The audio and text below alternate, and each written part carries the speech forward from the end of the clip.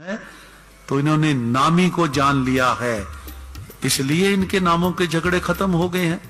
हर रूप वाले बैठे हैं, हर पहनावे वाले बैठे हैं। क्यों?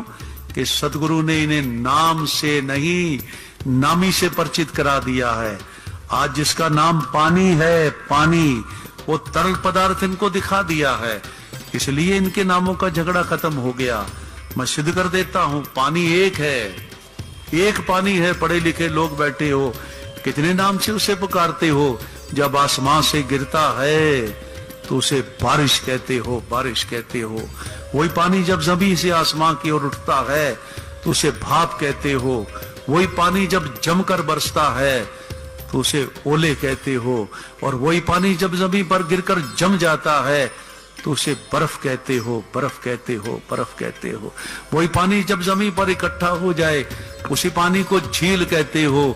और वही पानी जब बहने लगे तो उसे नदी कहते हो, नदी कहते हो। वही पानी जब आंख से गिरे तो उसे आंसू कहते हो।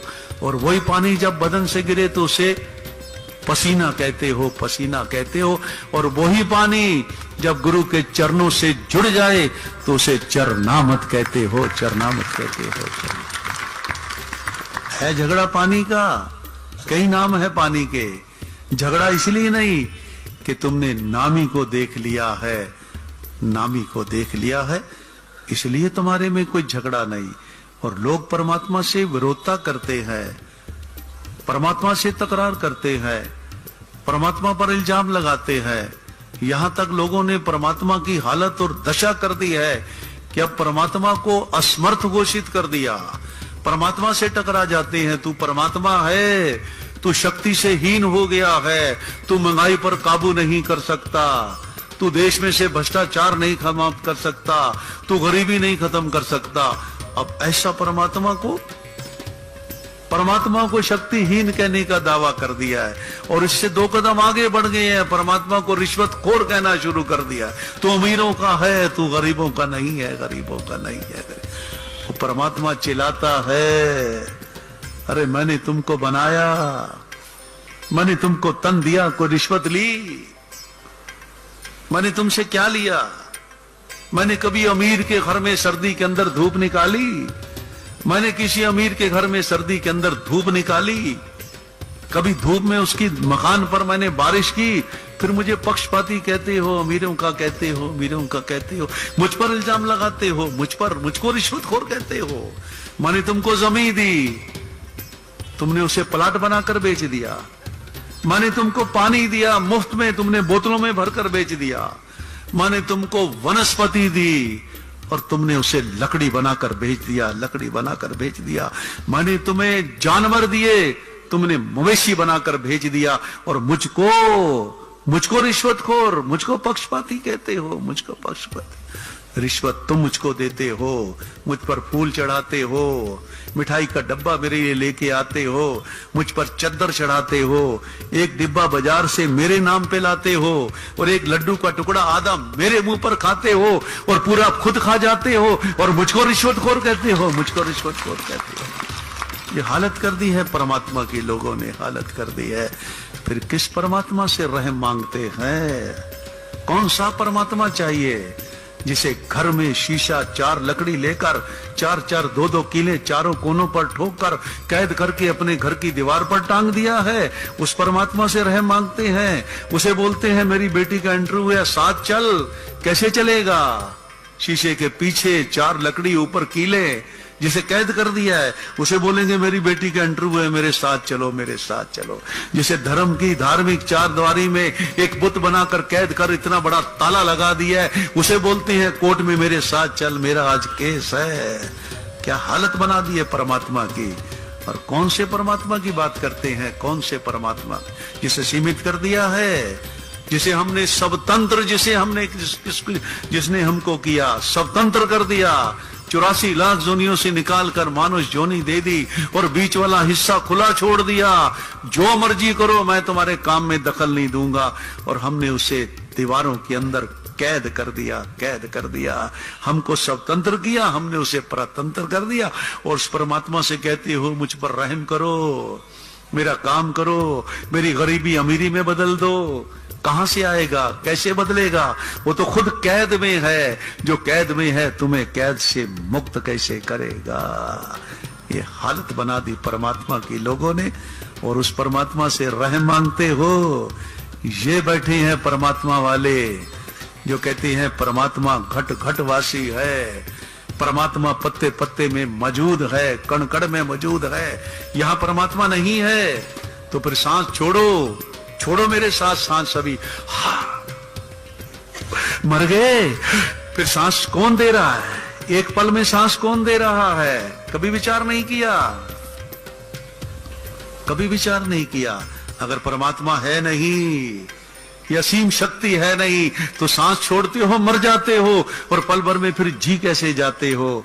और फिर कहते हो परमात्मा घट घट वासी है। कहां जा रहे हो बिस्तर बांधकर हरद्वार?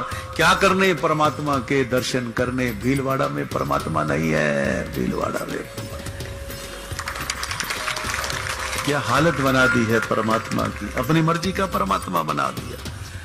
ऐ खुदा, तेरा हुनर मुझे ये सबसे अच्छा लगता है कि गरीब को पालने के लिए तू बाजार में 2-2 पैसे में बिकता है, 2-2 पैसे में बिकता। भगवान की मूर्तियां बना दी, 2-2 पैसे में बिक रहा है, 2-2 पैसे में गरीब को पालने के लिए। अभी भी समझ नहीं आई कितना रहम दिल है, कितना रहम दिल है। उसकी मूर्तियां बनाकर 2-2 आने की बेच रहे हो, बिक रहा है कि किसी गरीब का भला हो जाए। और फिर भी समझ में नहीं आता, फिर भी नहीं समझ में आता कौन सा परमात्मा। जिंदगी में प्रेम तो मांगते हो, लेकिन प्रेम लेने के लिए समर्पण खर्च करना पड़ेगा। विश्वासी बनना चाहते हो तो आस्था निष्ठा खर्च करनी पड़ेगी। अगर किसी का साथ चाहते हो, दोस्त चाहते हो, तो समय खर्च करना पड़ेगा। मुफ्त में तो हवा भी नहीं मिलती। एक सांस छोड़ते हो तब दूसरा सांस आता है, दूसरा सांस आता है। फिर कैसे बात बनेगी? कैसे प्रेम के पुजारी बनोगे? कैसे मोहब्बत के पुजारी बनोगे? एक सांस छोड़ते हो तब दूसरा सांस आता है, मुफ्त में हवा भी नहीं मिलती, तो फिर कैसे बात बनेगी?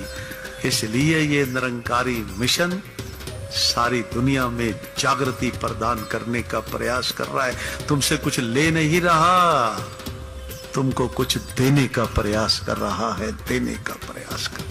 लेने नहीं आए, ये देने आए हैं।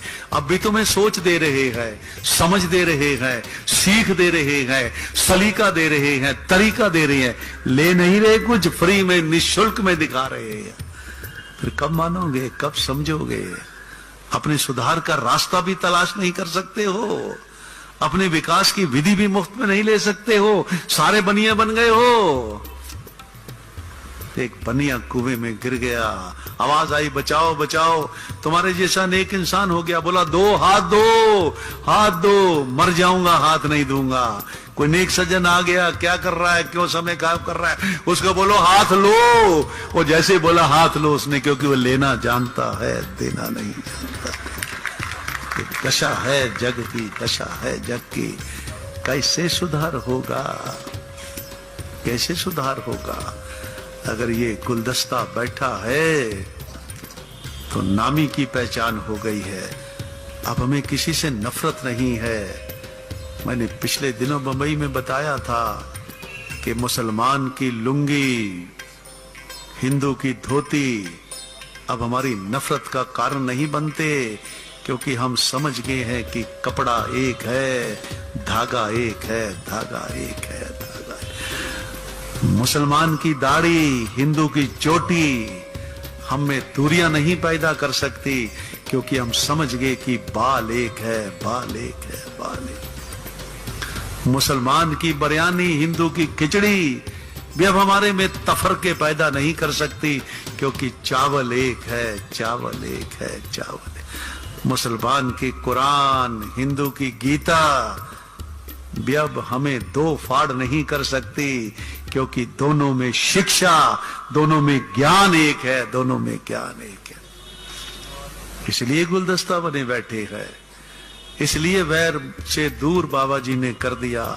नफरत से दूर कर दिया, मजहब से दूर कर दिया और एक मानव परिवार बना दिया, मानव परिवार बना दिया, एक ऐसा समाज बना दिया जिसमें से प्यार, मोहब्बत, निम्रता, समभाव, समदृष्टि, प्रेमा भाव, भाईचारे का जन्म होता है। ऐसा चश्मा पहना दिया जिसमें सब में अपनापन दिखाई देता है। अगर कोई धरा पर ऐसा करिश्मा कर रहा है तो 84 बरस से निरंकारी मिशन कर रहा है, निरंकारी मिशन। अगर कोई एक रूपता दे रहा है तो निरंकारी दे रहा है।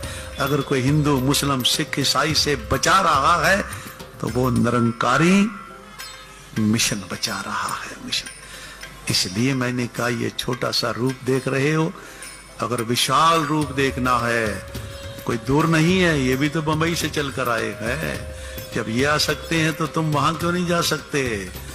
हिंदुस्तान वालों को हिंदुस्तान में जाने के लिए कोई वीजा नहीं चाहिए, कोई वीजा नहीं चाहिए, कोई वीजा नहीं चाहिए। बिना वीजे के जा सकते हो, बिना वीजे के।